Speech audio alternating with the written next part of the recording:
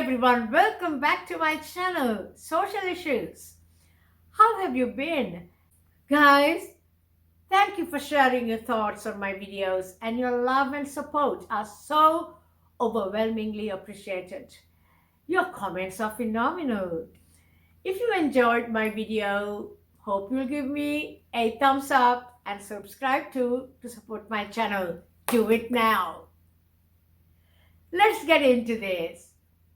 Did you know that many women fancy or wish to marry killers? Oh my God. Some of you suggested I do a story on women who are so fascinated by criminals that they marry them. I am bringing you a few stories of women who claim to fall in love with these men and even marry these men who are behind bars, serving life sentences, men who have committed the most heinous and violent crimes against humanity one could ever think of. Believe me? Here we go. Prison, we would think, guys, is an unusual place to find love. But it actually happens more often than you might expect. Stephen Avery, a convicted killer from Wisconsin, had several girlfriends in love with him, and many women writing to him, admiring him. Sandra Greenman got engaged to him while he was in prison. They broke up, besotted with him. She still calls him her best friend. After splitting up from Sandra, Stephen began dating Lynn Hartman, who was previously married to a police officer, before she began writing to Avery in prison to offer some kind of support. They started exchanging love letters. They got engaged. Then they broke up. It's also reported that there were several other women who were writing to Avery declaring their love for him. Oh my God. Believe me, guys, this 3 times engaged murderer was getting so much fan mail from females, making him a strange sex symbol.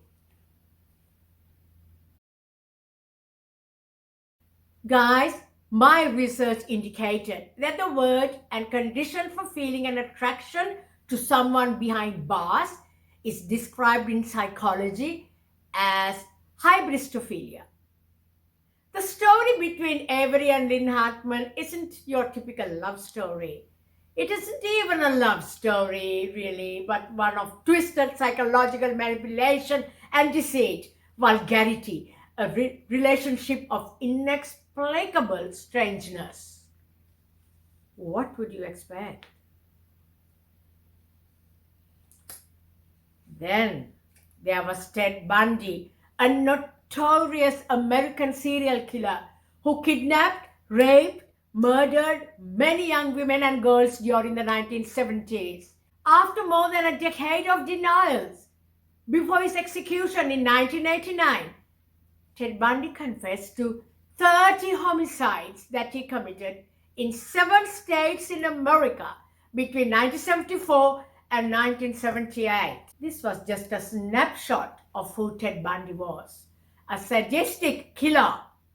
And believe me, guys, there was a woman who fell in love with him and married him while he was on trial for the abhorrent crime of the kidnapping and the murder of a 12-year-old child.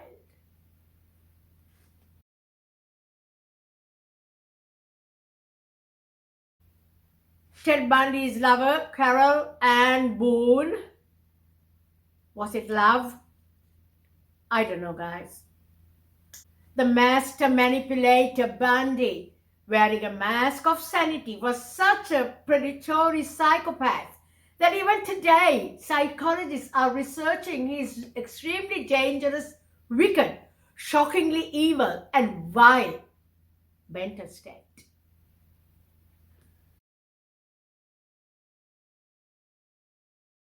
While on trial for the murder of the 12-year-old Florida 7th grader, Kimberly Leach, Bundy asked Boone to marry him in front of the judge. The defense called only one witness, Carol Boone. Acting as his own lawyer, Bundy questioned her about his character. She said he's a kind, warm, patient man, a very positive part of her life. Then the convicted man popped the question. Carol, do you want to marry me? Yes. And I want to marry you. Yes. And I do want to marry you. Bundy went on questioning Boone. The prosecution called the marriage proposal a charade and asked the jury to consider the timing of the announcement. This was also the day the jury recommended that Bundy be executed for his previous crimes.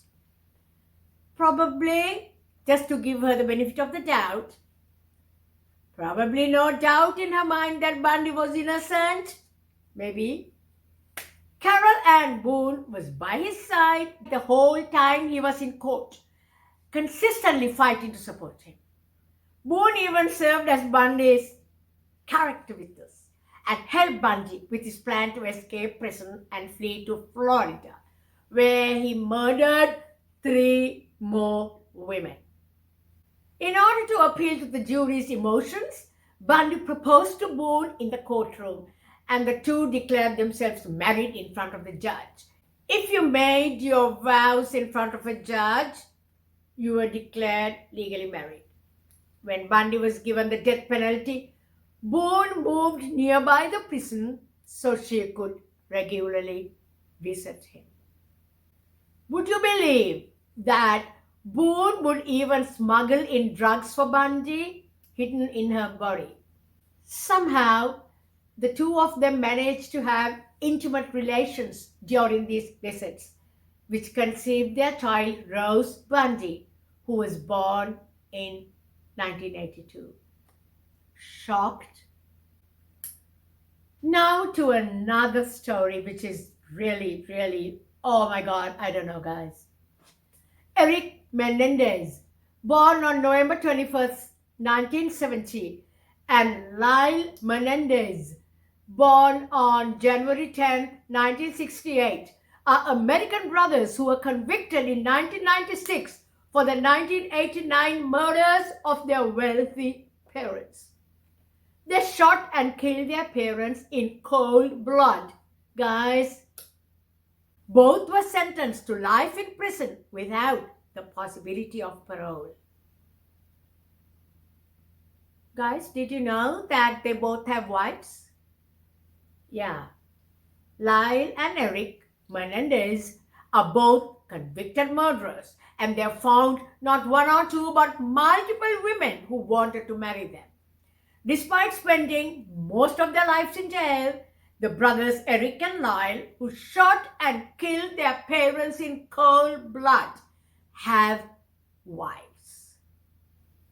Well, guys, I don't know why women marry convicted murderers.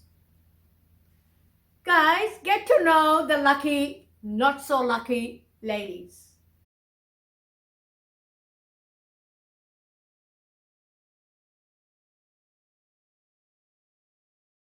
Eric and his now wife Tammy first met in August 1997 after years of correspondence via letters in prison. They both described their connection as being love at first sight, and she and her daughter eventually moved to California to be closer to him. In a 2005 interview, Tammy commented that she didn't set out to have a relationship with Eric, but that something happened. While the two aren't allowed conjugal visits, they stay in touch with regular visits and a 15-minute phone call. She insisted that she got emotional support from her man. In a recent interview, Eric said that his love for his wife Tammy motivates him to be a perfect person. That is a bit about convicted murderer Eric's love life. Now let's look at Eric's brother, convicted murderer Lyle, whose wife Rebecca Sneed was working as a magazine editor when she first began corresponding via letters to Lyle. They went on to exchange vows in the visiting room of his state prison in 2003. In an interview, Lyle admitted that he sometimes feels guilty for what she has to go through as his wife. He explained, "People are judgmental and she has a lot to put up with." Today, Rebecca works as a defense attorney. Perhaps her career change was inspired by her murderer husband. Lyle married the beautiful Anna Erickson before he married Rebecca. Sadly, the model divorced him after learning he was corresponding with other women. 2 years later, he married Rebecca, and they have been together ever since. In the magazine Psychology Today, Professor John Mooney first defines hybistrophilia as a sexual deviation in which a person gets sexual arousal and pleasure from having a partner who is known to have committed an outrage or crime, such as rape, murder, or armed robbery. Oh my God! Guys, now to another horror. Arguably one of the most infamous mass murderers to develop a cult following his convictions was cult leader Charles Manson. In 1971, Manson was convicted of masterminding the brutal killings of actress Sharon Tate and 6 others, which were acted out by his devoted Manson family followers, with most being young females.